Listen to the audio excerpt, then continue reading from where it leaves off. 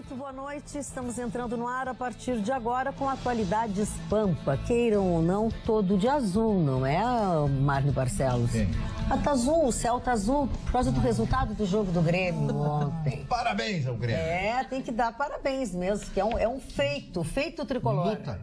Foi sofrido, né? Até o último minuto. Mas também nem só de futebol e de vitórias se vive. A prefeitura de Porto Alegre está bem encrencada com relação ao lixo, né? Primeiro, ela mantém a multa de R$70 mil para aquela empresa que foi flagrada depositando 120 toneladas de lixo numa área que é da prefeitura, o terreno baldio, mas é da prefeitura, num lugar que não pode ser despejado. Consequentemente, do outro lado disso tem-se a reclamação dos moradores, principalmente dos moradores de Alvorada, de alguns bairros de Alvorada, que não veem o caminhão do lixo há mais de 2 semanas. Então vocês imaginem o acúmulo. E agora o Maduro diz que as pessoas estão querendo voltar para casa? Estão querendo ser repatriados? Os venezuelanos? Os venezuelanos? Eles disseram que aquela bagunça deles lá é melhor que isso aqui. É melhor que isso aqui, pelo menos foi o que o Maduro... Depois, quando a gente reclama aqui e diz que o negócio tá ruim, tá feio, todo mundo, pois tem que amar o Brasil. Eu amo o Brasil, mas que isso aqui tá uma droga, tá. Saiu uma pesquisa que mostrou que há 3 anos atrás eram 1.000 venezuelanos, Agora cerca de 1.000, agora são 30 mil venezuelanos. 30 mil, 29 mil querendo voltar. E estão entrando por dia, por Roraima, cerca de 700 a 800 pessoas. Eles estão querendo limitar, né, para um número de até 200. O presidente Michel Temer se manifestou nesse sentido, de organizar, né, essa entrada dos venezuelanos e fazer um limite, ter um limite exatamente de entrada. Ele quer distribuir senha. Quer distribuir senha, exatamente. Agora, a prova é a esculhambação que é o Brasil. Entrou 1 milhão de venezuelanos na Colômbia. Agora, casa arrombada, tranca de ferro. Não, na Colômbia eles estão ajeitando, ajeita aqui, ajeita ali, distribui, coisa e tal. Eu não vi até agora crise na Colômbia por causa de 1 milhão de venezuelanos. Aqui entrou 30 mil, o país parece que vai acabar. Exatamente. É que também não, eles estão apostando na interiorização, só que estão pensando em 150 por dia, no entanto entram 600. Aí não resolve. E num país com 14 milhões de desempregados, na verdade 25 milhões de mão de obra ativa disponível, considerando que grande parte deles não procura trabalho. Quer dizer, nós temos uma realidade aqui, depois as pessoas ficam chateadas, mas aquele vídeo, que eu digo que o Brasil já é um país socialista, aquele vídeo está correndo por aí, eu já recebi aquele vídeo com legenda em inglês, está correndo nos Estados Unidos. O Brasil é um país socialista.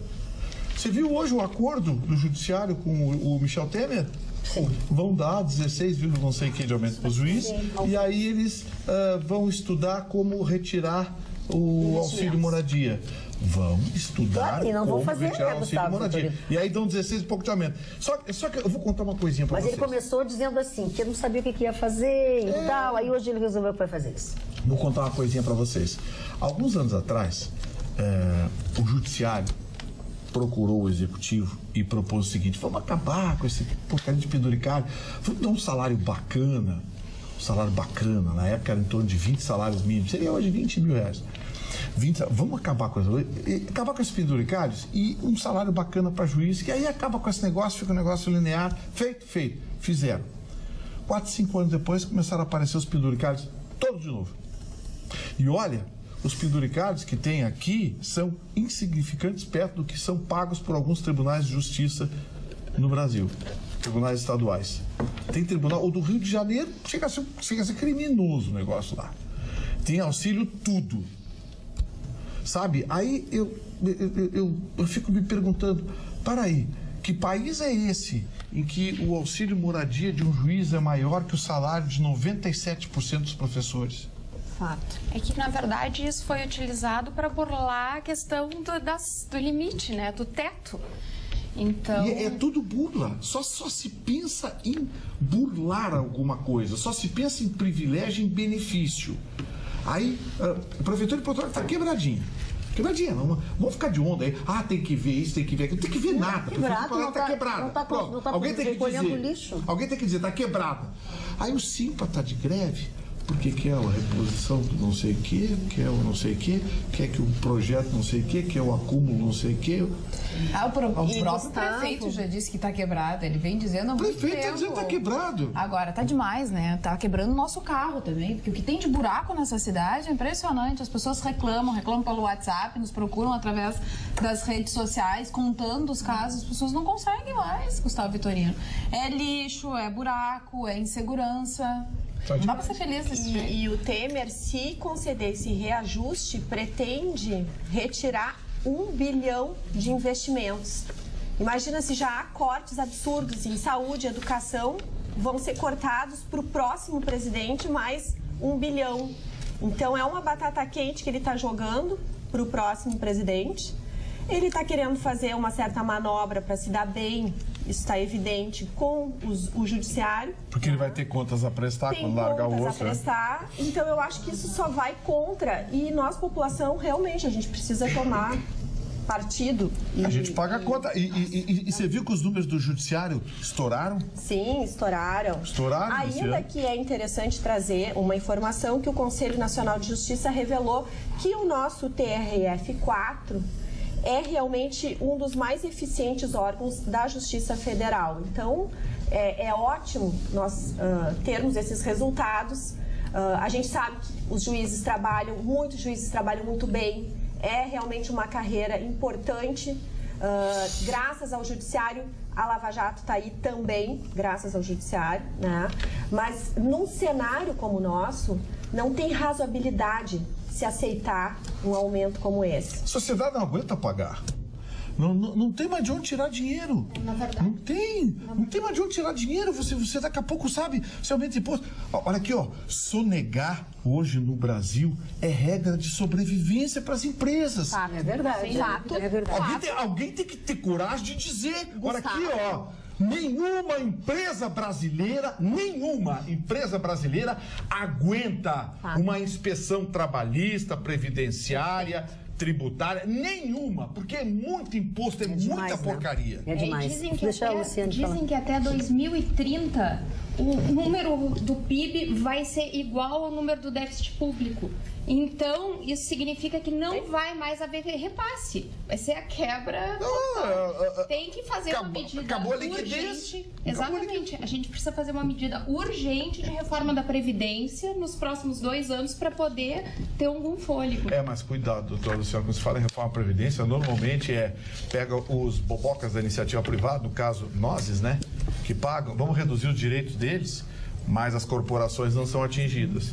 As aposentadorias de 30, 40, 50 mil e benefícios e avanços e progresso em corporações e o diabo que carregue, nessas eles não tocam. Quando a gente sabe que o rombo é da Previdência pública, que a Previdência privada se paga. Sim. Deixa o Mário falar sobre esse assunto também. Eu gostaria de fazer, mas entrando para um capítulo da história do mundo, sobre esse socialismo pregado na América Latina, que, aliás, eu estou com uma pesquisa aqui que o brasileiro é o mais deprimido da América Latina, depois eu vou abordar esse assunto.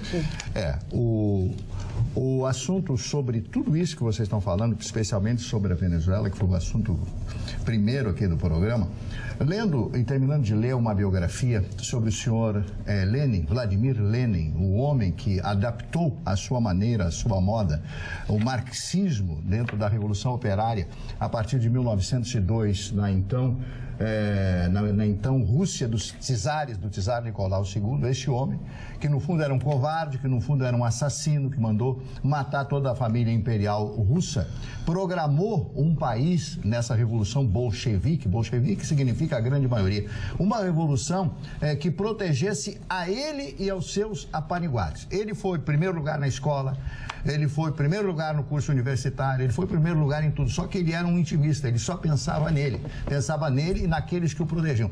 Rapidamente, só vou contar uma historinha a respeito desse cidadão. Ele era tão covarde, os covardes me enojam, que no momento em que A polícia czarista foi procurá-lo. Ele viu que apareceu a polícia, ele pulou um muro e caiu no chão e começou a gritar, estão chegando. Aí perdeu o boné. Como ele era careca, os outros começaram a rir da careca dele. Quer dizer, uma coisa absolutamente ridícula. Ele desviou todo o pensamento socialista, do marxismo, de todo o pensamento da Revolução Operária, quando havia sido escrito há 50 anos atrás. Então, este é o símbolo do bolivarianismo, falar do marxismo, sem que as pessoas entendam sequer o que é isso. E é por isso, Vitorino, que nós estamos nessa situação, nesse pensamento, esse pensamento de que tudo tem que ser dividido, mas não é assim. Quando a sociedade não é proporcionada pelas pessoas que têm mais condições de dominar, as pessoas que são mais inteligentes, que são mais preparadas, quando nós não temos a condição de, pelo nosso valor pessoal, crescer, aí não justifica nada. Quer dizer, nós temos uma sociedade falida e esta é a sociedade brasileira. Desculpe eu me alongar. Não se alongou de maneira Falando alguma. em socialismo, enfim, ideologia, o candidato Guilherme Boulos ontem, né, reuniu os estudantes na universidade em Brasília, marcou um café com a juventude, mas na verdade foi mais uma cerveja com a juventude, porque eles tomaram, porque daí nas redes sociais começou o litrão com o Boulos e tal, então ele fez um discurso exatamente nesse sentido, Marcelo, que é a forma que ele pensa, dentro de uma universidade, foi ovacionado para aqueles estudantes que estavam lá. Entre as coisas que foram ditas, não acabou, tem que acabar, eu quero o fim da polícia militar, não por ele, mas por aquelas pessoas que estavam lá e que compartilham dos seus ideais, né? A invasão de terra e tudo mais são as proposições e todos nós sabemos disso. Ele me lembra muito o Vitorino. Muito, No caso de uma palavra, esculhambação. A esculhambação. Ele, cada 2 minutos, ele diz essa palavrinha maravilhosa. Mas só por essa palavra, porque de resto, esse moço, na minha opinião, eu sou honesto, num país decente, esse moço não poderia ser candidato. Esse moço deveria ser processado. E aí... Porque as coisas que ele diz e que ele faz... Mas não se pode falar. Já falaram. Todo mundo fala aí, todo mundo tá falando essa lei. Tá todo mundo falando. Todo mundo fala, só a gente não pode falar também? Para. Não, e voltando para o assunto que a Roberta trouxe com relação à justiça. Só porque tá com a crise. Realmente, Roberta, é uma função absolutamente importante. Pena que a instituição agora já não tem mais o poder que tinha diante da sociedade, porque a sociedade já está desacreditando, inclusive na justiça. É bom lembrar que a ministra Carmen Lúcia foi absolutamente contra todo o tempo, enquanto pôde, segurou essa questão do aumento. Então, ainda existe aquele cidadão que se dá conta que tem um determinado momento, que tem que se abrir mão das coisas. Pode até ser de direito, mas no momento não é o oportuno, porque não se tem dinheiro no país e vai ter que se abrir mão de 1 bilhão de verba, uma verba que já está faltando. É lamentável isso. É lamentável, exatamente. Lamentável. E quando... Exatamente. E quando o TRF4, tu comentaste do TRF4 e da sua, da sua celeridade, da forma com que vem conduzindo os trabalhos de forma proveitosa, também é criticado quando tem celeridade em determinados processos, dizem que aquele processo é seletivo, que aquela pessoa, foi processada em tempo recorde porque o próprio tribunal estava interessado. Quer dizer, a gente precisa valorizar aquelas instituições que estão cumprindo o seu trabalho. Essas instituições precisam ser valorizadas. E a meritocracia. No caso do TRF4, na área criminal, é o mais célere do país. Leva 10 meses para encerrar um processo. Viu? Isso não aí. é um processo, é todos os processos crime. Fala em ovacionado, o Bretas também hoje era celebridade em Brasília, né? Ele foi para a posse do novo presidente do STJ e foi recebido com palmas e com tudo como se fosse uma celebridade. Vem ao encontro disso que a Carla estava dizendo agora. Ele foi atacado pelo Gilmar Mendes de forma inacreditável em pleno plenário. Mas ser atacado por ele, às vezes ele elogio. Eu cheguei a essa conclusão. Sim, porque o cara é bom, aí ele mete o pau. O cara é correto, o cara é bom. Eu cheguei a essa conclusão. Lembra, Martin, tinha uma época que ninguém queria o apoio do Maluf, porque o apoio do Maluf era contra. Eu acho que hoje ser atacado pelo Gilmar Mendes é um grande negócio. É um grande negócio. Se ele não gosta de mim, é porque eu sou legal. Porque eu tô fazendo alguma coisa certa. Tô fazendo a coisa certa. Uma coisa ser apoiado pelo Temer. Também. Que, aliás, ele já está com cara cara de solitário, né? Total. Tu olha as fotos dele, é só ele. Aí é que tá, e isso é um perigo, porque daí ele coloca essa batata quente pro próximo, seja o próximo quem for, né? Principalmente se estiver próximo. Chicão Tofani, vamos falar de futebol. Mas, dona Magda Beatriz, Pois não, senhor eu Chicão prefiro, na semana passada, na Grenal, que o jogo, todos os colegas diziam que era jogo vencido já. Não, é uma pedreira esse dia da Plata, porque ele jogou para se defender.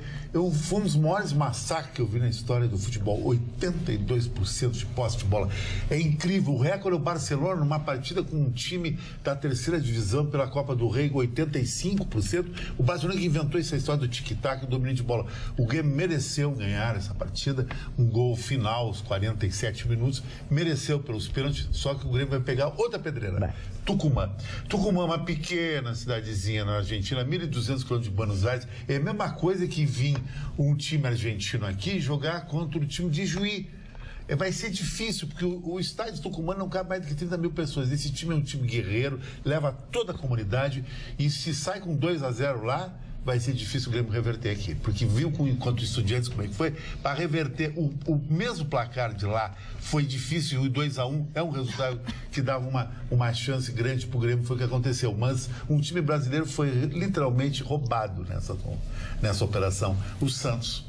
Porque o Santos tinha isso. Mas o Santos fez um... Mas é que o Santos, na partida em Buenos Aires contra o Independiente, o Santos escalou um jogador que não poderia ser escalado.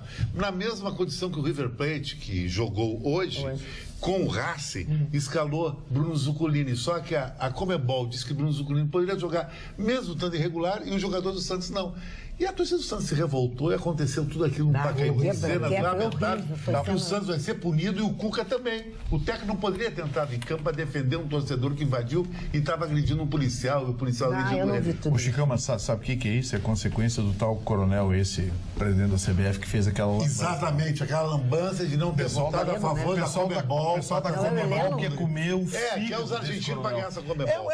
Essa Libertadores, exatamente. É um presidente da Federação do Piauí, do Pará, do diabo que carrega, sei lá, o sujeito que você conversa durante com ele. Durante a Copa do Mundo. Você conversa com ele, Magda, tentar entrevistar ele na rádio, acho que foi na Rádio Grenal. Sabe, você não colocaria ele de síndico do teu prédio. O cara é presidente da CBF por causa da idade. Porque o atual presidente está debaixo da mesa, escondido, com medo da Interpol. E aí ele tá... Sabe aquela figura assim que você bota... Fica aí, cala a boca. As reuniões da CBF, eu acho que ele serve um cafezinho. Aí, na hora de votar, teve uma votação. É a rainha da Inglaterra. Teve uma votação que a Conmebol tinha que votar. É a rainha Elizabeth da CBF. A Conmebol tinha que votar em massa para apoiar a Copa nos Estados Unidos e Canadá. E ele votou contra. Aquilo ali foi uma injúria. Não é Coronel Heleno?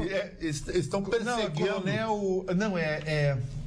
Não sei. Eles estão perseguindo mais a Conmebol, está se refletindo nos clubes. Eles achavam que o voto era... Esse retardado achava que o voto era secreto.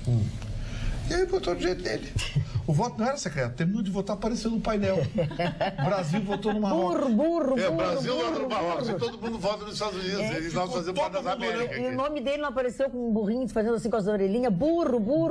A Conmebol quer comer o fígado. E vai refletir nos times brasileiros. Sim. Agora na Libertadores. O Grêmio pagar essa Libertadores vai ser um papo. O Grêmio vai jogar só sangue pagar essa Libertadores, porque qualquer coisinha... Mas essa vitória do Grêmio deu pro nosso colega Ruschel um belo presente de aniversário. Foi um belo presente de aniversário. O Ruschel está de aniversário hoje. Quem não assistiu, ele está comemorando? Ele não está comemorando, ele está trabalhando. Trabalhando aonde? O quê? Ele está tocando. A confraria dele. Ele tem uma confraria anual e tal, então não tem como fazer. Será que é uma patrulhinha? Não, é uma confraria anual todo mês. Mas não é isso. De graça? Como é que é de graça? Às vezes eles fazem. E uma outra coisa também que trouxe, que não é. Ele está fazendo 61 de novo. Não é incomum. Foi uma brilhante entrevista do presidente Romildo Bolzano Júnior a respeito do jogo de ontem, a respeito de CBF, a respeito de calendários ou de pessoas, de entidades que não se comunicam e fazem um calendário de nacional, de não sei o quê, e mais esse da América, tudo embolado. Está todo mundo seguindo o calendário europeu. O único país que não segue é o Brasil. Então fica problema na janela lá. E a Argentina segue. O Chile, a Colômbia, todo mundo. Um jornalista que entrevistou entrevistava ele também com muita habilidade. Disse, por que o senhor não pede licença, deixa terminar aí a Copa, deixa o Grêmio jogar Libertadores e tal, e vai lá para ser presidente? E ele disse, não, eu tenho um compromisso de fazer isso, assim, usaram a CBF. O negócio dele é o Grêmio. Tô fora, o negócio dele é o Grêmio. Já que nós estamos falando de futebol, de esporte, de coisa boa, eu quero mostrar para vocês a capa do mais recente lançamento da revista Gol. Essa aqui, ó. O Aveline esteve aqui e, olha, parece que foi ontem que ele esteve aqui e nos convidando para o aniversário de 30 anos da revista, pois agora ele convidou para o aniversário de 35 anos da revista.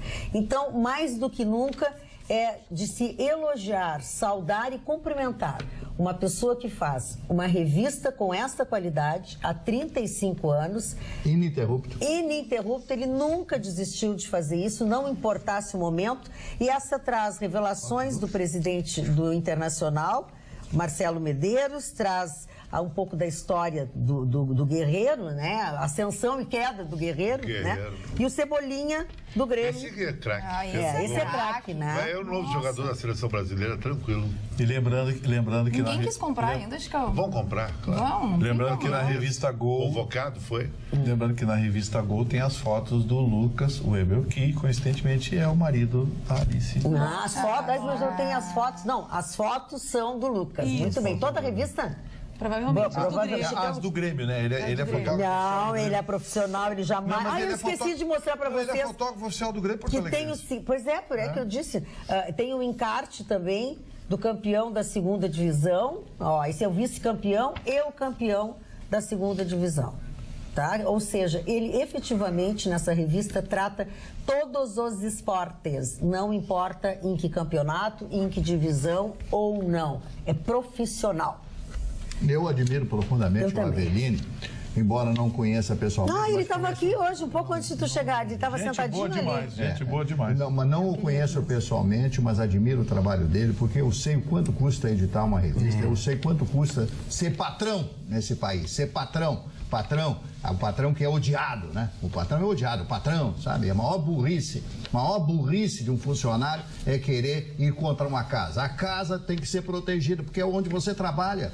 O grande valor da vida, primeiro o país, segundo o trabalho e terceiro a família, uma coisa sequente à outra. Se não tiver a pátria, não tem o trabalho e não tem a família. Então o trabalho é que sustenta tudo isso. Então você tem que ajudar a empresa que você está, a empresa a crescer, pagando, fazendo todas aquelas coisinhas. Aquele manual do bom comportamento, do bom funcionário que quer ascender dentro da empresa. E o Aveline realmente procede dessa forma. Parabéns, Aveline, pelo seu trabalho. Não conheço pessoalmente, mas na próxima vez quero te apresentar para o seu trabalho. Eu tenho uma história engraçada com a Aveline.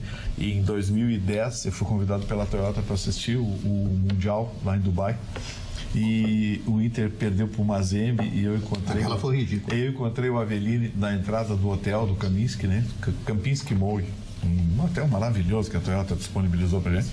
E eu cruzei com o Aveline olhou pra mim e disse assim, rapaz, e agora? Ele, nem lugar pra beber tem aqui. Olha aqui o Alessandro Toledo, nosso telespectador, diz assim, Magda, só pra descontrair, avisa essa moça aí de vermelho, torcedora da Argentina, da bancada, que Libertadores é para os mestres, não para os estudiantes. Não, fez uma brincadeira contigo por causa da tua roupa. Por causa da tua roupa. Eu tô... não sou nem gremista nem colorado, mas eu adoro vestir vermelho quando o Grêmio ganha pra ajudar os colorados. Quando a gente estava falando sobre o caso dos imigrantes, eu me lembrei de uma notícia que eu não sei se vocês se recordam, de um vídeo que teve uma grande repercussão em 2015, em que 2 homens fizeram ali brincadeirinhas discriminatórias com 2 haitianos frentistas. Então agora, nessa semana, eles foram condenados. Um deles a 6 anos de reclusão e o outro a 2 anos e 6 meses por ter feito essas brincadeiras aí discriminatórias contra os imigrantes. Pois é. Boa noite, seus lindos de viver. Não há ninguém, não há para ninguém. Esse é o melhor programa da TV brasileira neste horário. O que está acontecendo com o Vitorino, hein? Agora ele está sempre elegante, bem vestido, arrumou um CEO stylist. Adoro quando Dona Roberta fala, as falas dela são bem inteligentes e edificantes. Rafael Martins. Meu amor, obrigada. O Rafael não mudou mudou nada, Rafael. Continua mesmo. Não mesmo. Nos últimos tempos tu tem tido mais cuidado. Tem um dedo feminino aí. Não, acho que não. É dele. A mesma muquiranagem sempre. Agora, dona Fala de muquirana. Fala aí, Mário, que eu não tenho me uma parece que o Brasil, que nós estamos entrando num processo de xenofobia. Com essas coisas todas, a coisa está crescendo e tal. Eu, pelo menos, que ouvi os comentários, um amigo meu do Rio de Janeiro, que eu conversei hoje, um jornalista lá do Rio de Janeiro, Marquinhos, me disse assim, olha, que o pessoal está comentando muito aqui na imprensa do Rio, esse problema da Venezuela e tal, que não tem lugar no Brasil, que nós estamos aqui com muitos problemas e tal. Eu disse, pois é, será que é um problema? Eu não acredito em xenofobia no Brasil, sinceramente. Acho que as pessoas estão mais preocupadas que não tem o que comer e não tem emprego e com os outros que virão, o que vai acontecer? É a miséria da miséria. É isso que a Carla está dizendo, e a Carla está dizendo já pela segunda vez, e é uma realidade. A gente diz assim, as pessoas não têm emprego, não sei o quê. Não, as pessoas não têm o que comer também aqui, em muitos lugares, e são muitos, o número é muito grande de pessoas. Então parece que a gente fica só, como diz a Carla, olhando pro terreno do vizinho, mas o nosso está cheio. E esse vídeo, no caso, a brincadeirinha que ele fez foi justamente isso. Ele disse, nossa, como você tem sorte de ter conseguido um emprego, você deve ser muito competente. Foi totalmente irônico. Então fica o alerta, então, para as pessoas respeitarem esses imigrantes que estão chegando ao país. Mas daí a 6 anos de cadeia, foi revertido. Temos um candidato a presidente que também está sofrendo os vieses aí de racismo e de incitação também. Sabe o que é isso, doutora Luciana? Aquilo que a gente comenta aqui na bancada e que a gente critica, que é o julgamento seletivo. Exatamente. Para não dizer que é eleitoreiro. Eu quero aplicar a lei para o seu Marco, mas para a dona Carla não precisa. Exatamente. Mais ou menos a lei. Tem por trás, ou bem declarado nisso, um pouco do momento que nós estamos vivendo. Mas se existe, e a gente já tratou desse assunto diversas vezes, se existe uma esquerda extrema, e hoje a gente percebe isso mundialmente, não é só no Brasil, se forma também uma direita extrema. E aí os extremos, no meu pensamento, são perigosos. Alimenta o outro. Eu lembro do Gustavo já usar essa frase muitas vezes. E o que a gente percebe nessa eleição é exatamente isso. Trazendo, então, o candidato Bolsonaro, que esteve aqui, né? Você esteve aqui. Exatamente, na Expo Inter, e que ontem foi entrevistado no Jornal Nacional. Acho que foi um dos assuntos do dia hoje. Eu não assisti, mas todo mundo falou e falou muito mal. O que eu percebo, e também dentro das redes sociais, e na hora que o debate está acontecendo, as pessoas, a própria família, né, compartilha. Então, aqueles que gostam do Bolsonaro sempre vão achar que o Bolsonaro está certo. E aqueles que não gostam do Bolsonaro sempre vão achar que o Bolsonaro está errado. Não adianta.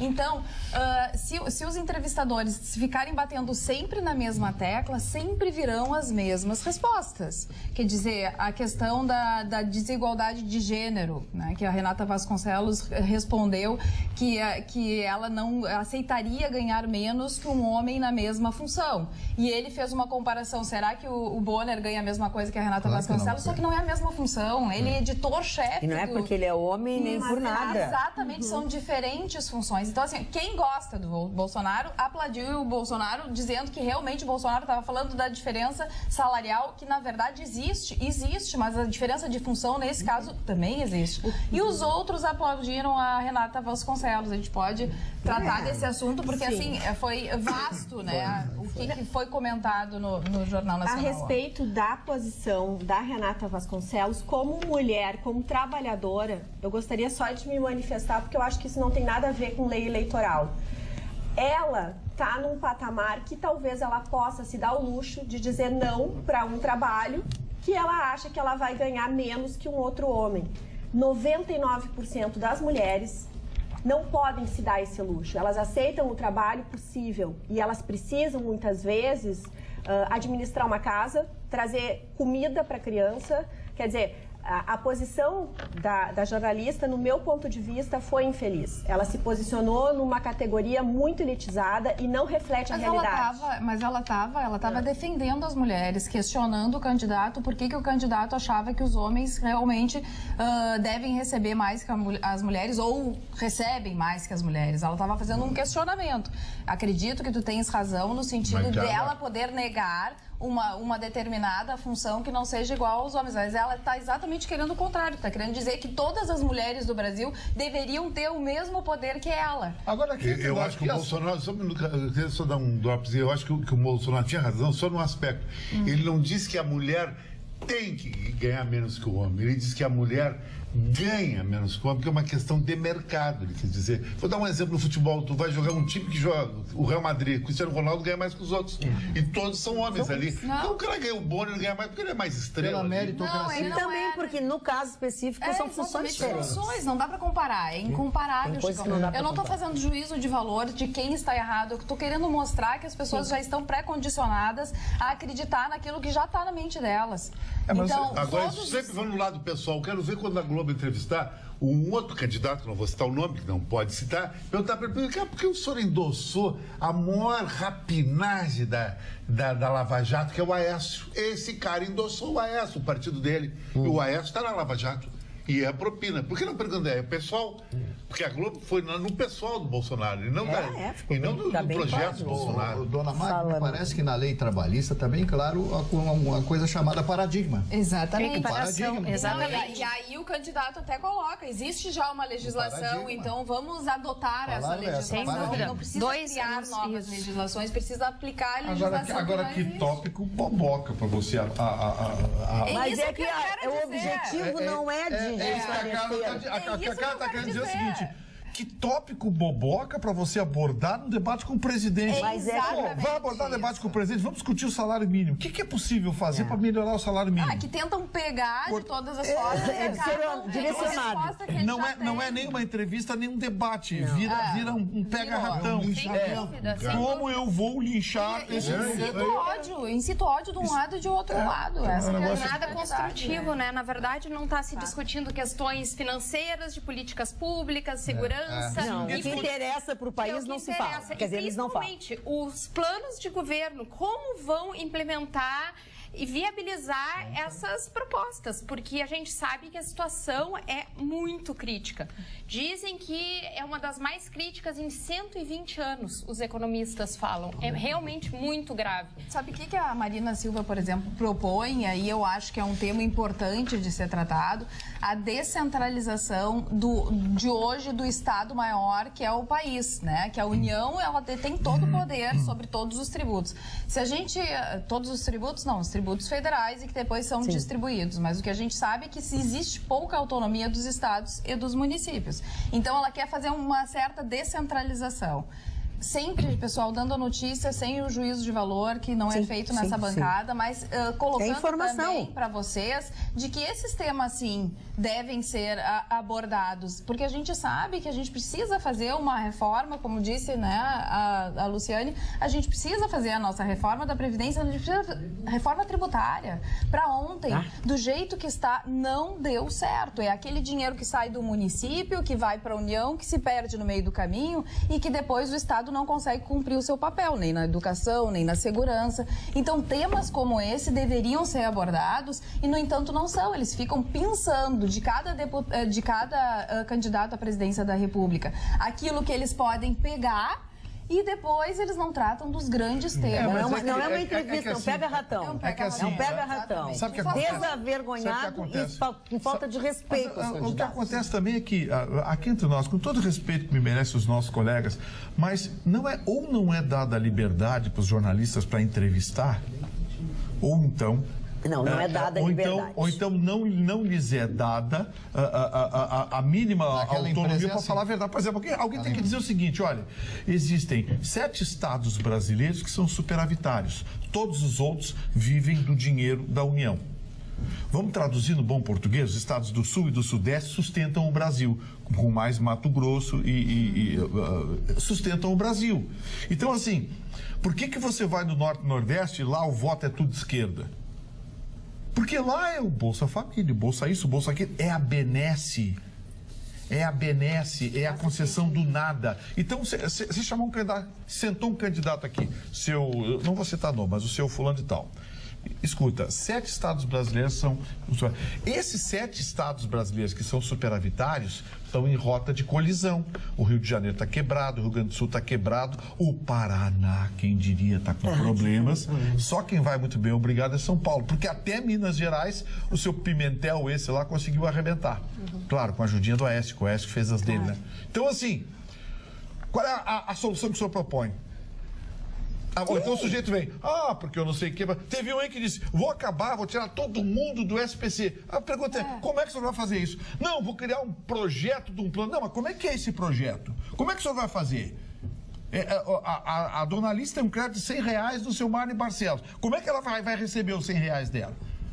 Então, você tem que perguntar direto para os caras, botar o candidato a presidente. Escuta aqui, eu não quero bater no senhor, não quero saber da sua ideologia. Eu quero soluções para um país que está se encaminhando para a Exatamente. Exemplo nessa linha, desculpa até interromper, mas uma visão construtiva seria o cadastro positivo. Em vez de pensar em refinanciar as dívidas ou anistiar, enfim, seria viabilizar o cadastro positivo, porque aí nós poderíamos dar créditos mais facilitados para aqueles que cumprem, exatamente, que têm... São corretos. São corretos. Eu, se sou candidato, a primeira medida, a partir de agora não se cria mais nenhum novo município no Brasil que não tenha condição de se manter.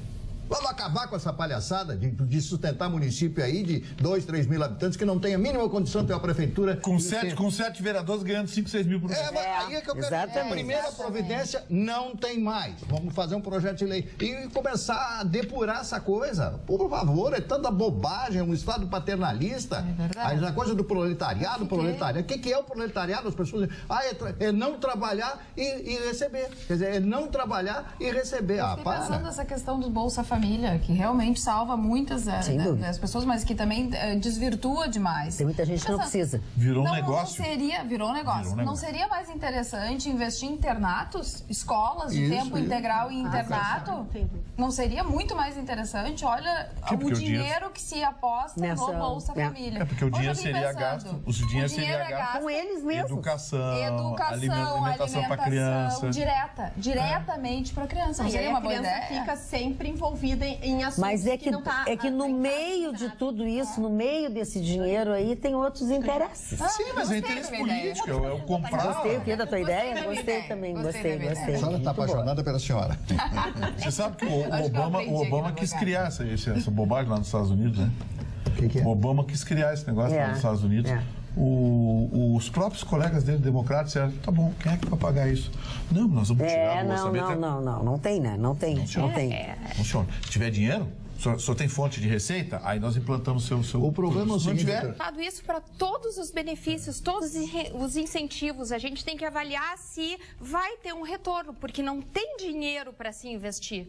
Mas aí, para a avaliação tem que ter uma pessoa especializada no assunto. Não é o caso. O assistencialismo, porque é tudo cargo de confiança. O assistencialismo não é investimento. O assistencialismo não dá retorno para a sociedade. O que dá retorno para a sociedade é o médico no posto de saúde, é professor numa escola pintadinha, arrumadinha. Isso dá retorno para a sociedade. Botar 200, 300 reais na mão de uma família em que o sujeito dá 100 para a mulher comprar leite, pega 200, vai para o boteco da esquina tomar cachaça?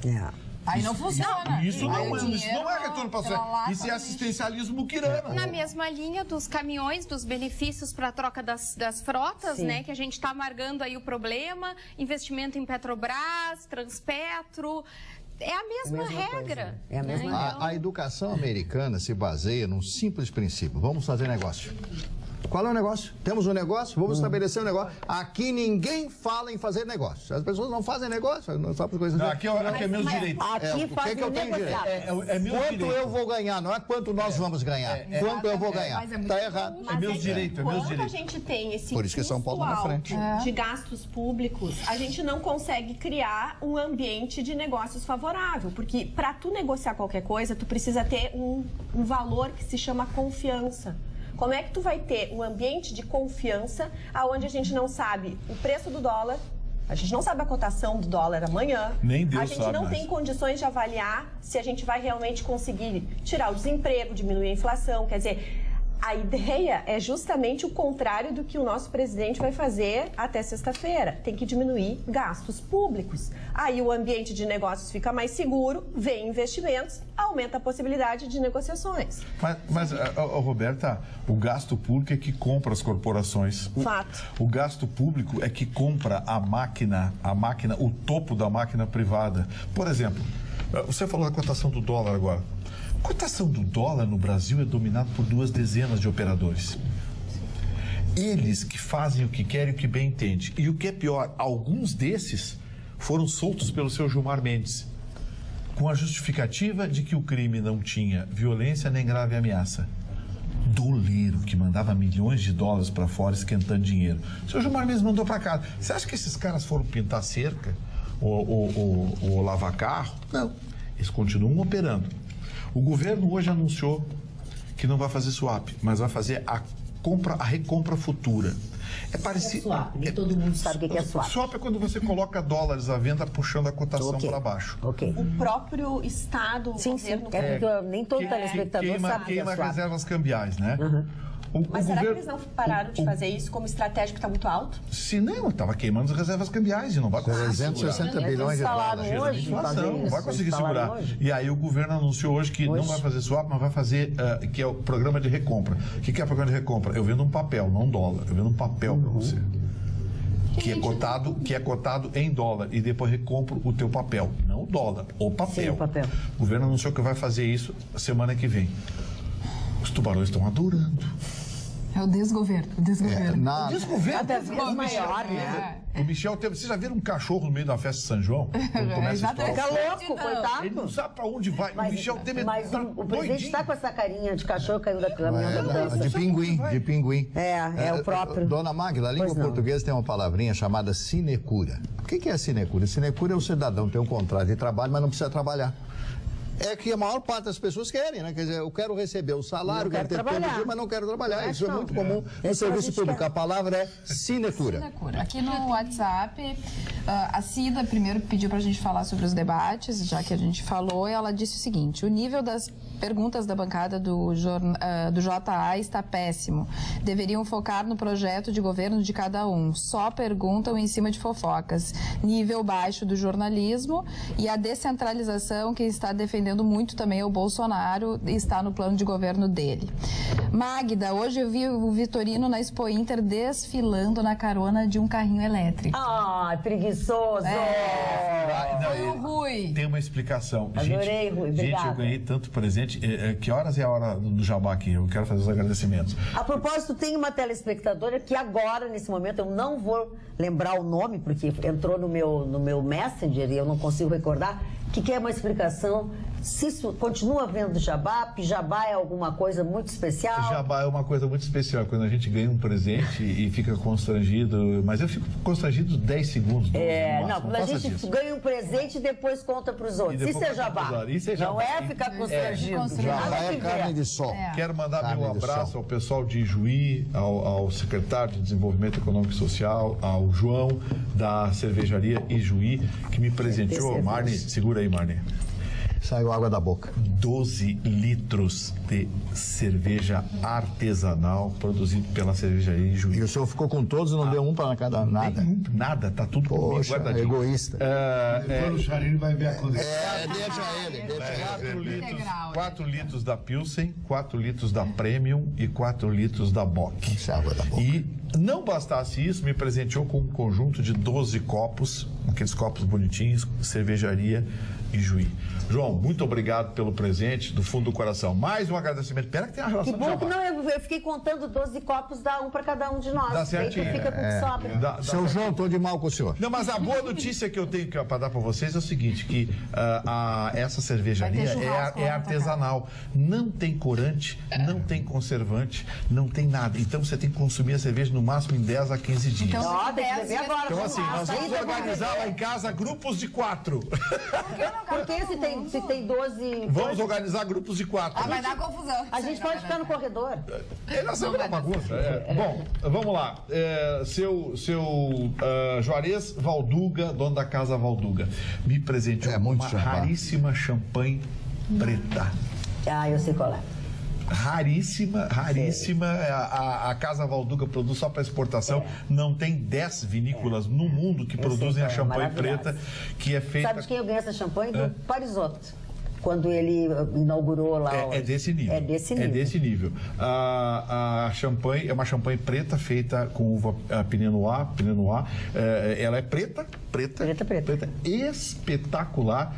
Seu Juarez, muito obrigado pela gentileza, pelo carinho. Para ter mais agradecimentos. Agora eu fiquei com inveja. O Pedrão da Escola de Chimarrão me levou o homem foi um toco lançamento, me presenteou com erva mate, sem açúcar, sem colesterol, sem gordura, ultrafiltrada. Nunca teve gordura. É uma novidade. Conta do programa. No mercado. O que é isso? O filtrado não tá? Peraí, vamos mais, tem mais. O Zé Luiz da Queijaria Dourado, muito obrigado pelos queijinhos. O queijo de tomate seco. Mas tu e o queijo fosse lá de para azeitona. trabalhar ou para arrecadar? Vamos mudar de assunto, porque a produtora está com uma cara horrível. Encerrando então o marco da friambreria, 2 costados. Obrigado pelos Ele olhou para a salames. geladeira dele hoje de manhã, estava vazia dele. Eu vou para Expo Inter para... Já que tu está falando nessa culinária toda... Meu carro voltou sentadinho. Já que tu está falando dessa culinária toda, o Ministério Público pede quebra de sigilo dos envolvidos no escândalo dos cybermortadelas. É cybermortadelas. A Gleisi Hoffmann disse, o quê? Nós fizemos? Ficou indignada. Né? Cybermortadela. E o Jardim Botânico de Porto Alegre está completando 60 anos e para comemorar vai realizar domingo o 20º evento de jardinação. Então ele é aberto ao público, vai ser das 10 da manhã até as 5 da tarde, tem diversas atrações para todos os públicos, tem exposições, atrações musicais, oficinas, contação de histórias, vai ter também yoga ao ar livre, meditação, reiki. Então fica o convite, lembrando que o Jardim Botânico fica ali na 3ª Perimetral, ali na rua Salvador França, e é um dos lugares mais tranquilos e mais seguros de Porto Alegre para ir em família, aproveitar. O que tu disse que ia ter, qual é a atração, o negócio dos jardins?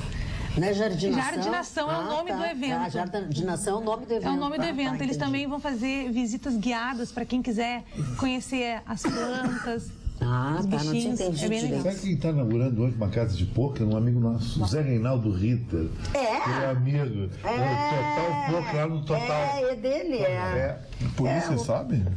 Polícia sabe. A polícia é no shopping, amigo. É no shopping. É no shopping, é legalizado. No shopping Total. Shopping Total jamais... lá no centro. Jamais faria isso. Aí, normal. A polícia sabe que o Equeta e é legal. Agora o cara tem que estar informado. Sabe que ele ganhou jabá, que ele está montado em casa e não faz dar uma banda de carrinho elétrico. É um cara de pau. Sai com os colesterol. Viu por que ele estava de carrinho? Porque ele estava pegando os mantimentos. Tem um recadinho aqui. Muita caixa para carregar. O negócio foi feio. E aí eu peguei carona no veículo lá. É isso aí. Fala, Lu. A Carmen e o Mauro do Moinhos de Vento estão dizendo que adoram o programa, assistem todos os dias e adoram toda a bancada. Muito bem, muito obrigada. Muito obrigada. Marmi, tu queria falar alguma coisa e a gente... Não, eu queria falar sobre o Romário. Fale. O Romário está em segundo lugar. Quer falar mal dele ou bem? Não, o Romário está em segundo lugar na campanha lá no Rio de Janeiro. Primeiro, Eduardo Paes, que foi prefeito, o Romário, que é senador, e terceiro, o Garotinho, que está na rabeira lá com 9% a 10%. Acontece que o Romário entrou com um projeto de lei 170/2017, que torna inelegível quem tiver dívida com a União. Ele esqueceu que ele tem uma dívida de 657 mil inscritos já na dívida ativa da União. Quer dizer, isso aí já é coisas antigas, né? Ou seja, se o projeto tivesse sido aprovado, ele não poderia ser candidato ao governo do estado do Rio de Janeiro. Mas acho que o Romário tem um parafuso a menos, né? Ele é meio maluco, né? Olha, eu sempre disse. Combina bem com o Rio de Janeiro. Vai ganhar, porque o Romário no Rio de Janeiro é um herói nacional para a população. No Rio de Janeiro. Olha aqui, ó, nós falamos agora há pouco sobre... Falei política, sabe quem é que voltou para a política hoje? Tá soltinho da Silva, né? Foi solto pelo ex-funcionário dele, o Zé Dirceu. Eu vi. Você viu qual era a primeira coisa que ele disse na entrevista? Sou contra a lei da ficha limpa. Ficha limpa, exatamente. E porque eles fizeram uma entrevista com ele, que ele nunca fala, né? Não gosta de falar, enfim. Entre as coisas que ele disse, ele disse que estava muito magoado com o Lula, né? Mas, de qualquer maneira, ele depois fez justamente essa declaração, que ele é completamente contrário à ficha limpa. E ele está lançando, virá aqui também ao Rio Grande do Sul, é claro, lançar o seu livro Memórias 1, que é essa que ele está lançando. E aí as pessoas começaram a perguntar algumas coisas para ele sobre isso e aquilo. Ele disse assim, nos próximos lançamentos, no 2, no 3, no 4, chama Zé Dirceu Memórias Volume 1. Bom, eu me lembrei muito do Graciliano Ramos, né? Memória do Cárcere. Memórias do Cárcere, exatamente, exatamente. Mas confundiu com outra. Não, eu tô não é. Não tem nada de confuso, nem comparação. A casa do outro ali. É que sabe que tu não tá prestando atenção, tu não viu a frase inteira. Comunistazinho, fica isso, tu comeu muito queijo, eu acho. A opinião dele, eu sou o cara mais direita daqui. Muito bem, isso aí. Eu sou ditadura militar total. E tu pode falar, querido, te rebelião uma vez? Claro que não, em primeiro lugar eu não sou comunista, nunca fui comunista. Se for, tudo bem, o problema é nunca fui comunista. O senhor com essa pecha de comunista tá me criando problemas. Um comunista e um reacionário pra ele também. Um comunista e um reacionário aqui, os dois se dão bem. E o senhor é o quê? E o senhor é o quê? O senhor é um papagaio. Em cima do muro. O senhor é um papagaio. Não sei personalidade. Vai pegar Coca-Cola, Expoído. E acha isso é prestígio. E fazer jabá aqui. Fardo de Guaraná, de cerveja, babá. Isso aí, o senhor o que quer? Não estraga o jabá. O que é isso aí? Não escolhendo meu jabá. Presta atenção. Já escolheu. Eu sou centro moderado. Centro moderado seria a circunferência. Não, centro moderado é a circunferência dele. Centro moderado. Qual é sócio do Ruxa? Exatamente. Boa noite, bancada maravilhosa. O Ruxa é Murilo, é outro. Só para informá-los que a culpa do déficit da Previdência não é dos funcionários públicos. Sou aposentada e para ter direito à aposentadoria integral tive que contribuir com percentual superior ao do INSS. E mesmo aposentada ainda continuo contribuindo. A culpa é da má administração ao longo dos anos, diz a Marilza Bittencourt de Novo Hamburgo. Quero ser mix, ela não é professora. Se aposentou com saláriozinho desse tamanhozinho. Boa noite. É aquilo que a gente estava falando, né? Boa noite. Porto Alegre realmente não vai nada bem. Hoje o IBGE divulgou um censo populacional que mostra que a nossa capital perdeu a população. Fomos ultrapassados por Belém e Goiânia. Já estamos em 10º lugar. Éramos a metrópole do Sul, mas hoje este posto é ocupado por Curitiba. No último ano, Porto Alegre perdeu 6.000 habitantes. Sei que a diminuição da população tem aspectos positivos, mas no caso de Porto Alegre reflete a sua decadência, assina Carlos Tomás. Olha, mandou bem, cara. Mandou muito bem. Mandou bem. Muito bem. É uma realidade dura que estão nos atirando na cara, mas é verdadeira. O estado do Rio Grande do Sul e de resto a sua capital tem um processo de decadência muito acentuado. A gente vê hoje, por exemplo, grandes centros que são descuidados também, como Caxias, por exemplo, que tem uma indústria metal mecânica que está entre os maiores polo metal mecânico. Maior polo metal mecânico do Brasil, se não da América Latina. A gente vai a Caxias bolsão de miséria, vê negócios, vê evolução, é que Porto Alegre, Marne, está sofrendo da mesma síndrome do Rio de Janeiro, que é a concentração de funcionário público. Quase metade da força de trabalho em Porto Alegre tem uma vinculação com a máquina pública, sabia? Aí. Ou é funcionário do Estado, do município, da União, de autarquia, ou trabalha numa empresa que presta serviço à máquina pública. Não tem como. Foi o que aconteceu com o Rio de Janeiro. O Rio de Janeiro é o paraíso do funcionário público do Brasil. Deu no que deu, quebrou. Porto Alegre tem muito disso. E olha que Porto Alegre, a gente tenta ver qual é a grande indústria, qual é o grande investimento que a gente vê em Porto Alegre. O que está vindo para cá? Não, até algumas coisas, mas pouquíssima coisa. Mas né? Perto do que deveria ser. Mas é que também essa coisa das pessoas quererem ir embora, Gustavo Vitorino, elas estão deixando de fazer esses investimentos aqui. Sim, no ano E isso é muito complicado. Mas é por causa do preço, né, Magda? Sim, pois é, mas não pode deixar essas pessoas saírem daqui. Sim, mas eu sei que é o imposto, que eu não sei o que. Aqui é tudo mais caro. Perfeita essa tua visão, que o IBGE também trouxe dados que no ano passado, 2017, 2 mil brasileiros milionários deixaram o nosso país. Há um êxodo. Por que é interessante esse dado? Porque são pessoas que têm dinheiro que poderiam estar investindo aqui. E eles foram primeiro para os Estados Unidos, os locais onde eles preferem ir, Estados Unidos, depois Portugal e depois Espanha. Então a gente vê assim que realmente há um êxodo, não só no Rio Grande do Sul. Sim, e tem a ver com a falta de investimento. Sim, na verdade, qual é o ponto? Eles deixam de investir aqui. Eles investiram 3,2 bilhões em imóveis nesses países. Portugal, Espanha e Estados Unidos. Daqui, tudo isso, e poderiam estar investindo no Brasil. Certamente deixaram muitos desempregados e outras coisas. O Guilherme disse que o Mário não é comunista, o Mário é socialista fabiano. Socialista Fabiano. Socialista Fabiano é comunista encabulado, é Fernanda Ricardo.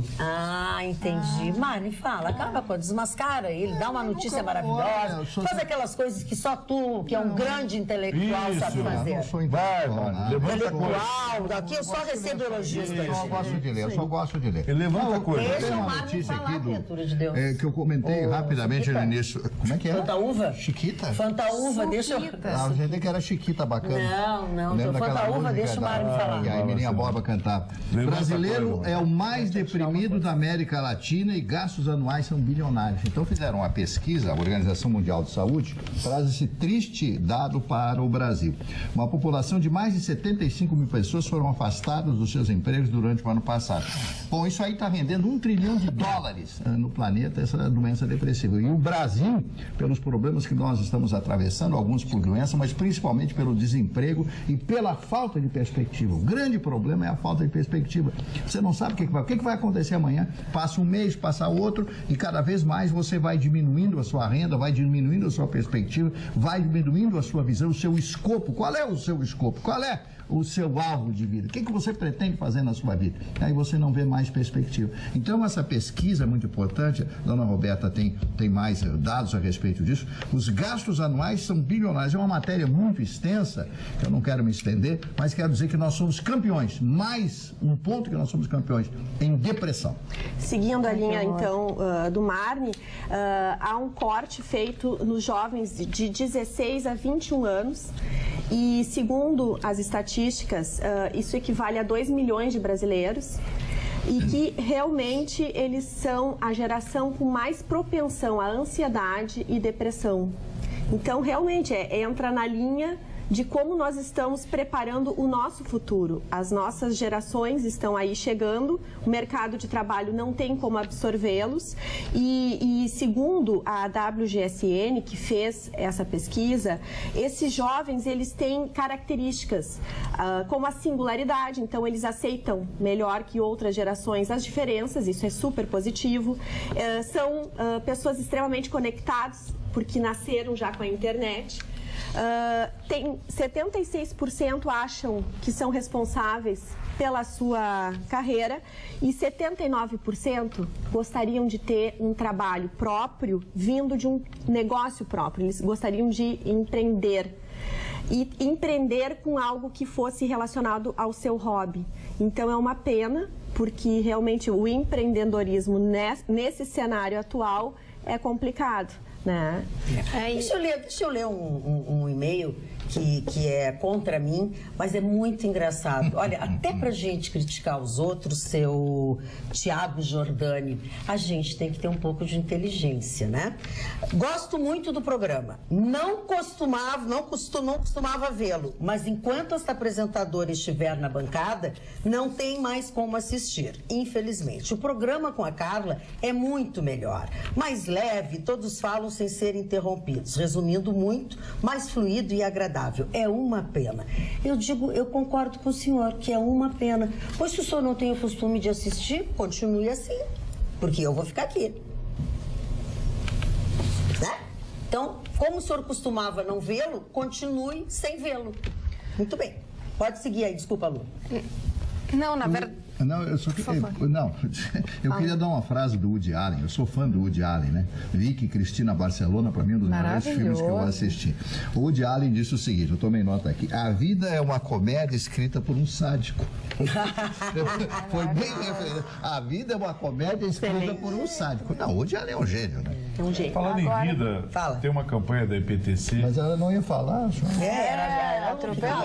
Não, por favor. Não, por ordem de salário, tem a vontade. Não, na verdade, amanhã vai ter sendo julgado pelo Supremo Tribunal Federal a questão da educação domiciliar, né? É bem controverso, porque a gente tem aí opinião para ambos os lados, e inclusive já foi tema de discussão aqui na bancada. Hoje eu estava escutando as teses, as teorias de quem é contra e a favor, e eu realmente achei que temos fundamentos para ambos os lados. Hoje temos 7.000 famílias que educam seus filhos em casa. E se essa medida for aprovada pelo Supremo, nós podemos vir a triplicar este número. É bem significativo.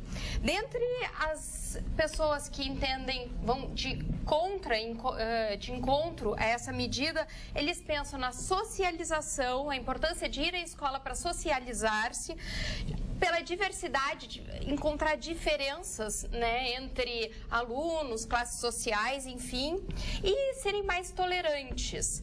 Por outro lado, aqueles que pregam a necessidade de educar em casa têm muito do cunho também religioso, porque entendem que em casa conseguem blindar ou ter uma conotação um pouco mais específica sobre isso.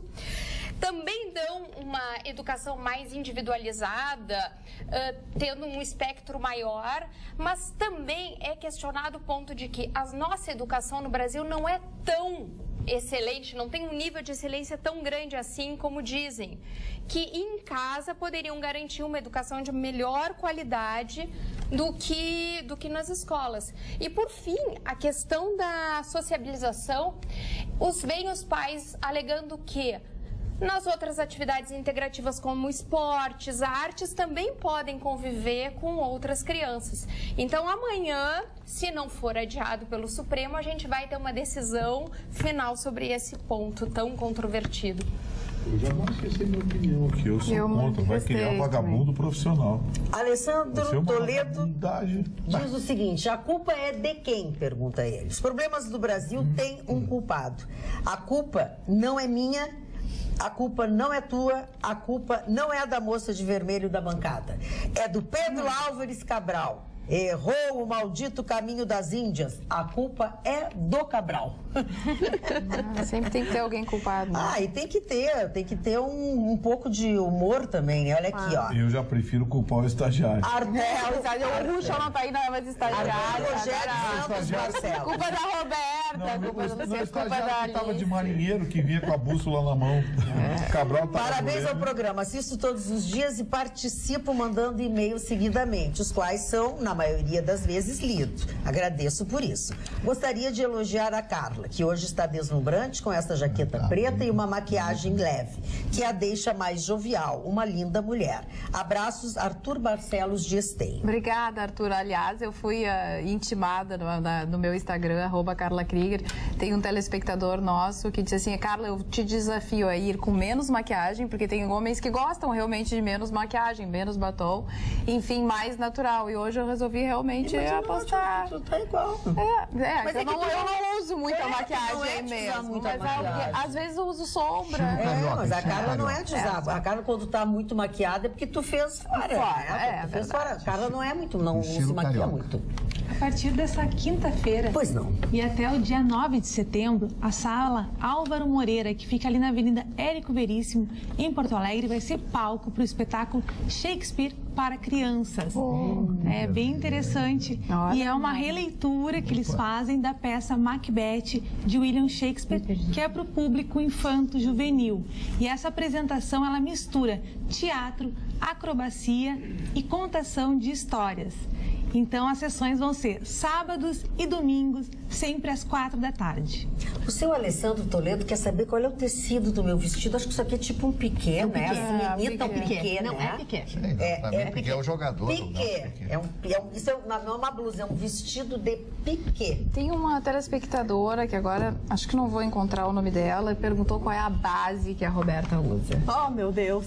Qual a base? Eu uso da MAC. Bem MAC. acessível até a base da MAC. Não é das mais caras. É. Mas tem várias da MAC.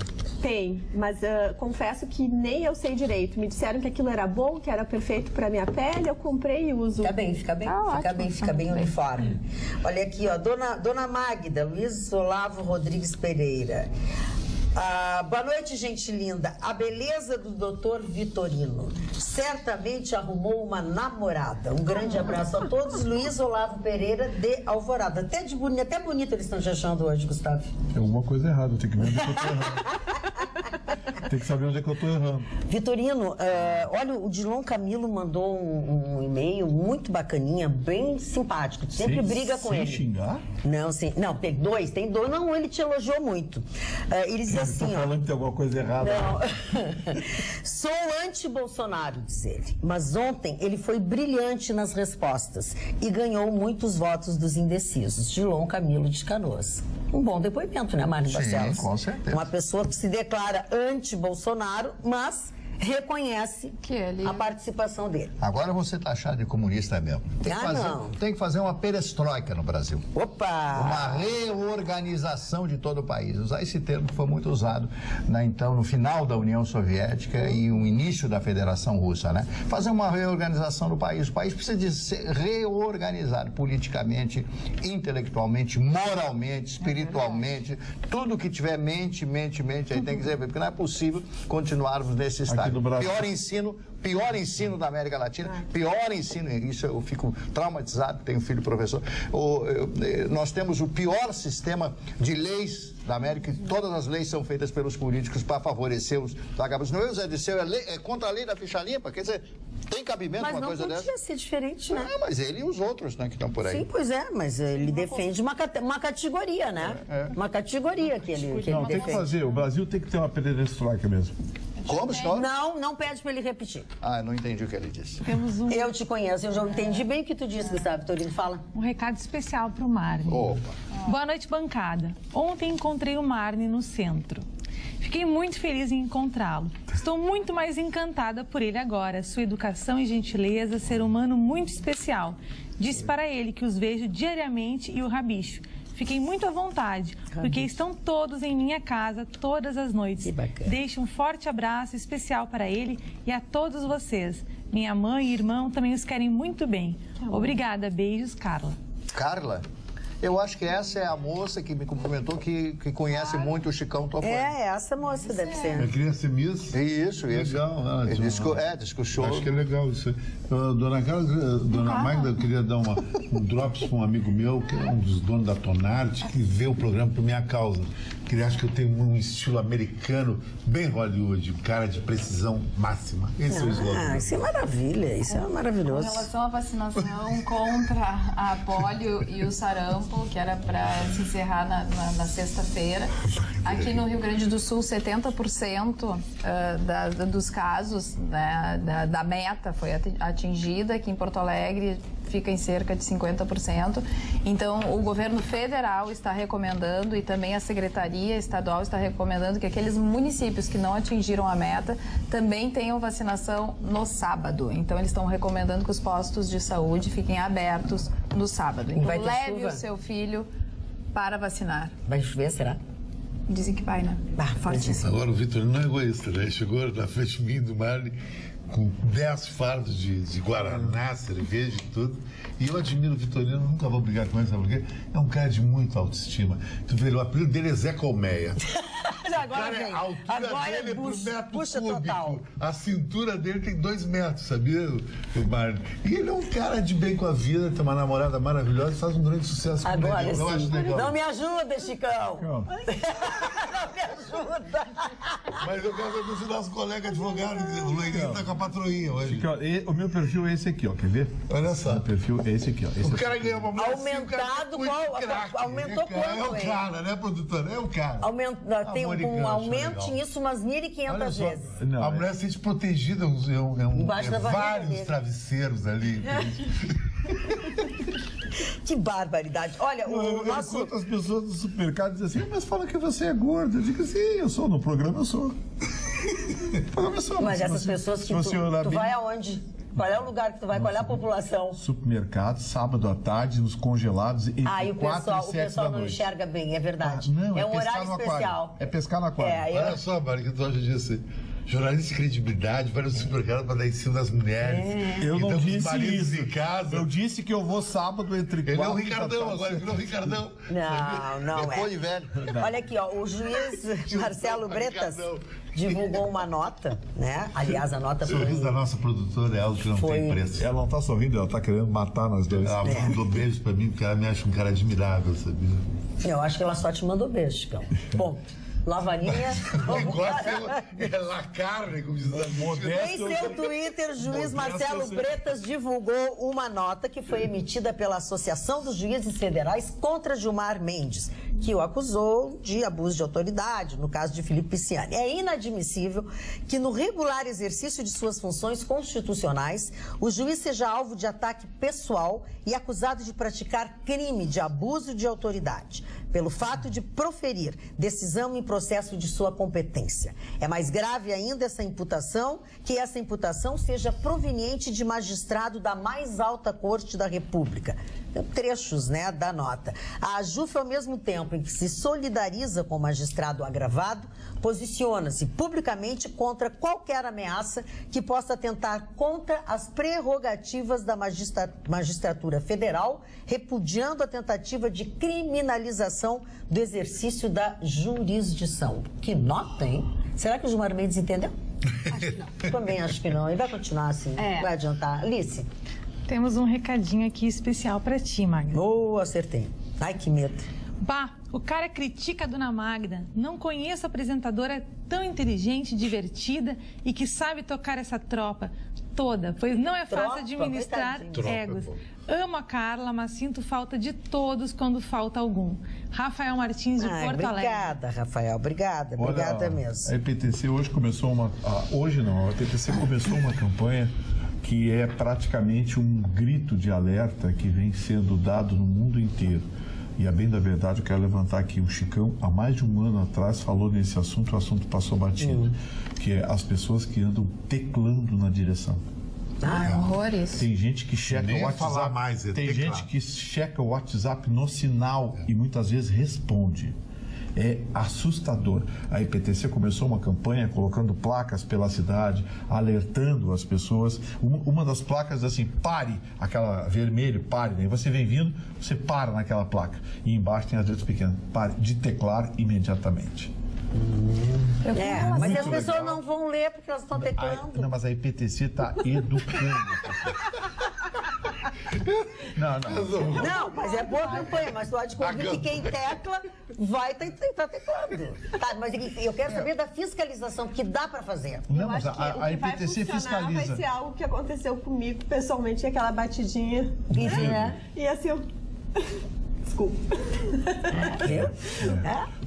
Porque se tornou um perigo e os dados estatísticos que a IPTC tem dão conta de que mais da metade dos abarroamentos por trás tem o celular. Sentido, né? Tem o celular. Tem algumas campanhas, como aquela campanha que é das borboletas pintadas no chão, tudo isso, que são campanhas importantes, porque a cada borboleta que a gente passa por cima, a gente lembra que tem que diminuir a velocidade e que ali uma criança morreu.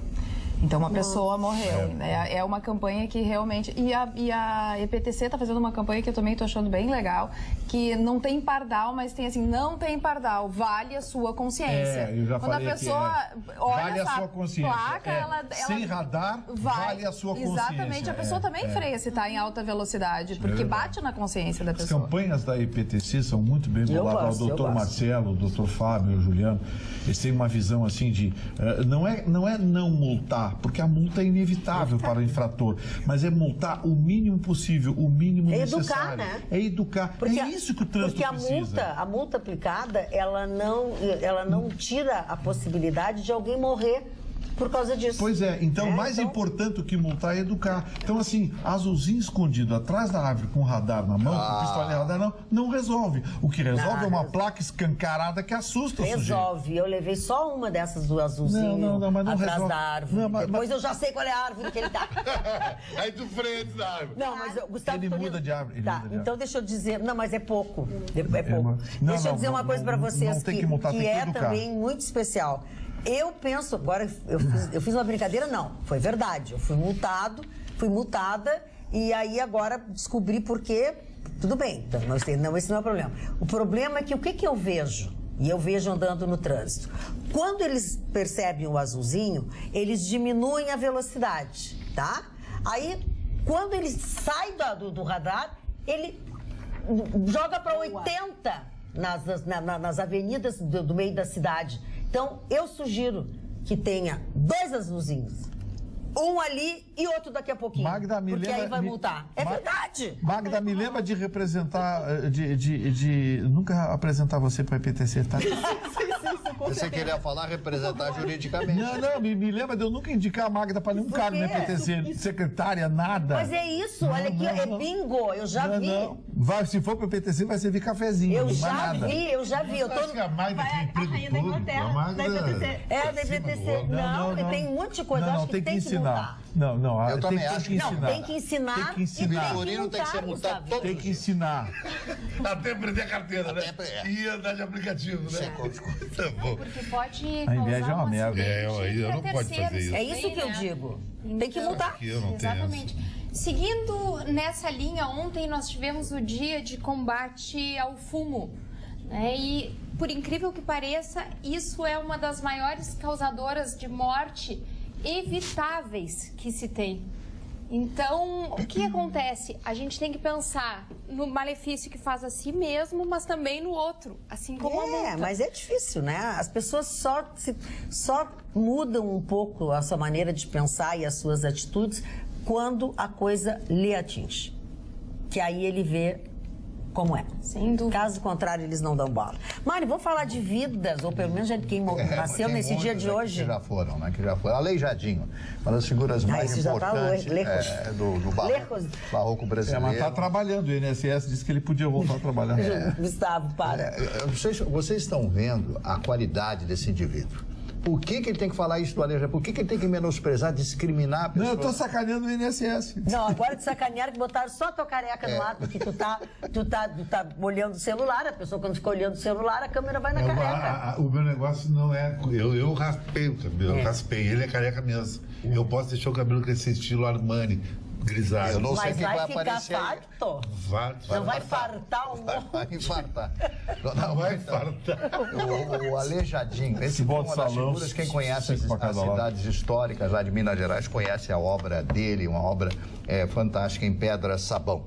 O Bezerra, Dr. Bezerra de Menezes, foi um dos maiores espiritualistas no Brasil. Dizem que, inclusive, a ligação espiritual dele com Allan Kardec teria sido extraordinária. Allan Kardec fez o Livro dos Espíritos e o grande Bezerra, Dr. Bezerra de Menezes, deu essa comunicação entre espíritos. Muita gente não acredita, mas eu conheço muitas pessoas, inclusive maravilhosas, que frequentam o Allan Kardec, o Instituto Allan Kardec, o Centro Espírita Allan Kardec e acreditam na doutrina espírita. Muitas pessoas, mais do que vocês possam pensar. O outro aniversariante, aqui na outra página, agora eu tenho pessoas maravilhosas. Barry Sullivan, ator americano de filmes B. E a minha musa, esta mulher, eu fui e continuo apaixonado até hoje por ela, Ingrid Bergman.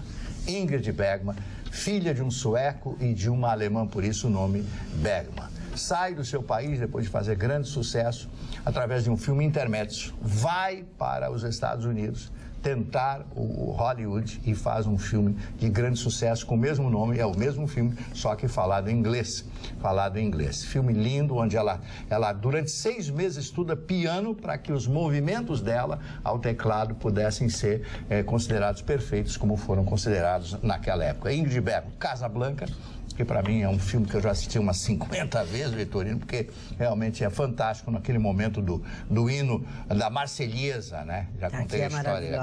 Aquele filme é espetacular. De vez em quando eu vejo Peter Lorre e outros tantos artistas que participaram dessa grande obra de 1942, considerado em 43 o melhor filme do ano. E lembrando que em 1942 a Alemanha estava ganhando a guerra, estava ocupando a metade da Europa. Depois da Ingrid Bergman, aliás, ela morreu no mesmo dia, dona Magda. Ela nasceu e morreu no mesmo dia. Morreu no mesmo dia, morreu de câncer, a Ingrid Bergman. Outro ator, o George Montgomery, que faleceu no ano de 2000, fez muitos filmes, inclusive um dos filmes que eu tenho com o George Montgomery, ele é um saxofonista que toca na banda de Glenn Miller. E sabe quem é o Glenn Miller? É o próprio Glenn Miller.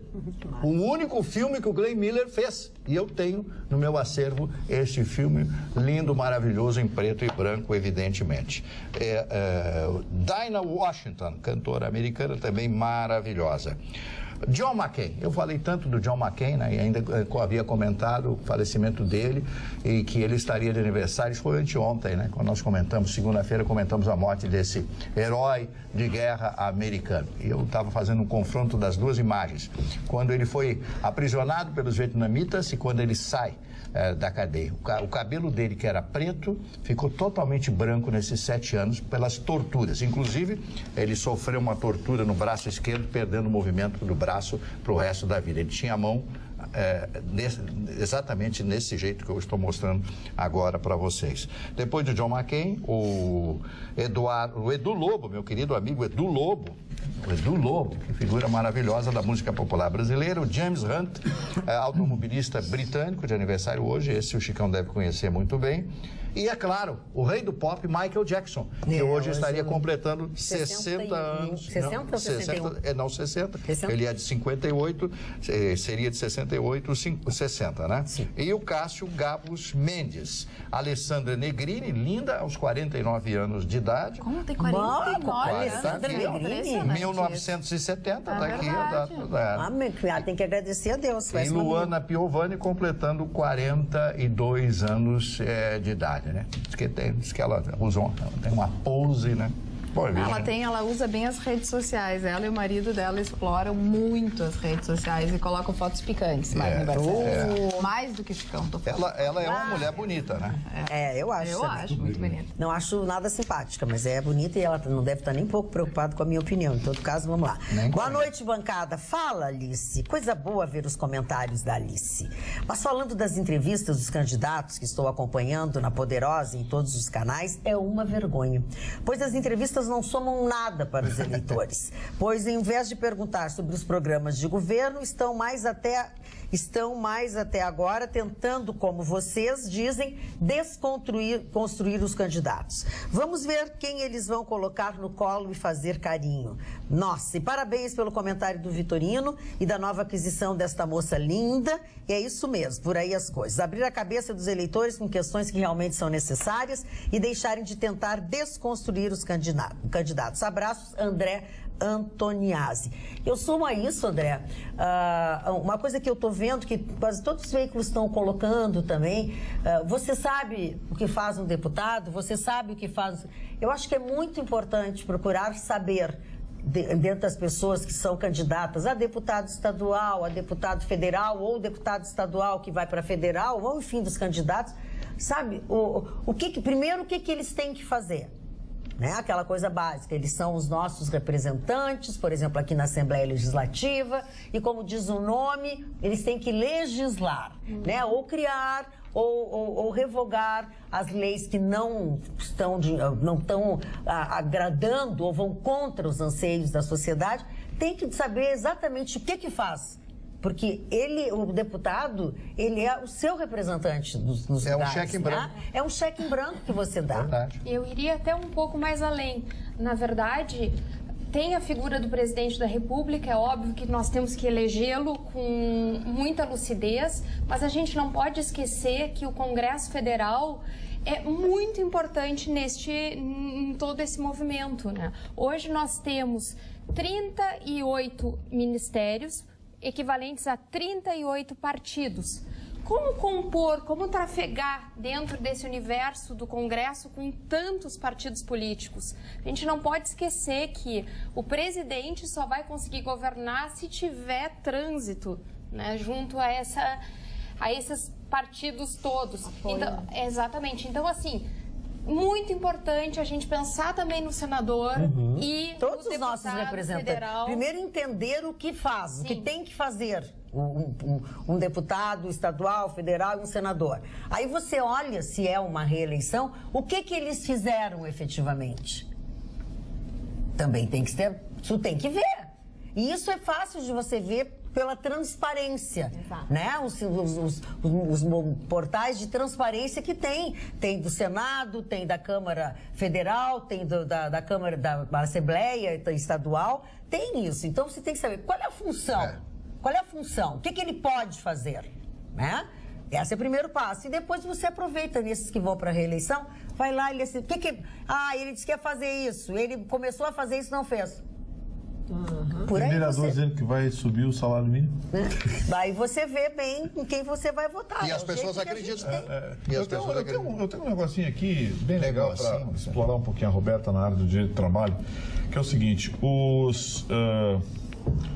hoje o STF fez das dele de novo. Decidiu que as convenções, por convenção coletiva, volta a obrigatoriedade da homologação da demissão do funcionário. E o que é pior, constando na convenção coletiva, dá direito do sindicato cobrar uma taxa. E quem paga? Pela prestação de serviço? Olha, os sindicatos, eles estão hoje preocupados em arrumar dinheiro. Eles estão desesperados. Estão desesperados, eles querem inventar qualquer coisa. E eles têm como, aliás, a gente sabe, a Justiça do Trabalho. A Justiça do Trabalho adora sindicato. Ela está se lixando para trabalhador e para empregador. Ela adora sindicato.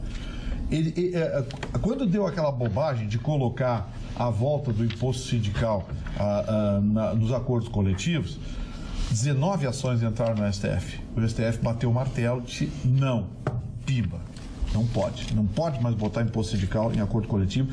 É ilegal, o STF já decidiu que não pode. Agora eles estão tentando colocar esse negócio. A primeira decisão, a primeira posição é de que o acordo coletivo pode estabelecer a volta da obrigatoriedade da homologação da demissão do funcionário no sindicato e dar direito ao sindicato de cobrar. Eles estão tentando isso. Errei a aprovação. Não foi do STF, foi do TST. Ah, sim, isso que eu ia te perguntar. Mas já decisão... O TST, o relator, não sei quem ainda sob julgamento. Ainda sob julgamento. Mas o TST vai dar. Porque o Justiça do Trabalho e o sindicato, eles amam. Mas aí é que vem, eu quero só fazer a justiça está cindida nesse sentido. Há entendimentos realmente muito prósperos, voltados para a livre iniciativa, para uma visão atualizada do século XXI do direito do trabalho. Tem muita gente operando, seja advogado, seja juiz, seja, enfim, toda turminha. Mas eu acredito que essa decisão ainda não está definitiva. E acho complicado, não vou falar aqui para o telespectador, porque é uma matéria muito técnica, mas em resumo, a legislação atual da nova reforma trabalhista vai impedir essa decisão, no meu ponto de vista. A outra também era impedida, o TST deu, só conseguiu derrubar no STF. Eu acho que essa vai ser o caminho. Por isso, aí é que vem, justamente, eu acho difícil, tomara que não vingue. Eu acho que o STF, tomara que o STF derrube. Mas acho que essa porque os sindicatos ficam babando pelo contra-cheque do trabalhador. É um negócio inacreditável. O que eu acho que vale essa discussão, Gustavo, que eu acho que tu trazes ela muito apropriadamente, é que atualmente, se o sindicato não fizer o seu verdadeiro papel, que é representar e representar bem a sua categoria, seja de empregados, seja de empregadores, não vai vingar, as pessoas não vão investir nesse sindicato. Então a vantagem hoje é justamente dessa concorrência, de mostrar trabalho, como disse muito bem aqui o meu colega Mário. O que tem que ser no primeiro, como é que funciona em primeiro mundo? Os sindicatos conquistam seus associados. Aqui no Brasil eles querem no canetaço. Então, eu só queria chamar essa atenção, porque muita gente, muitas vezes leiga, está batendo na legislação que favorece. Mais informações, bom humor e outras cocitas, mas amanhã, logo depois do Jornal da Pampa. Obrigado pela companhia, tenham todos bons sonhos e até lá.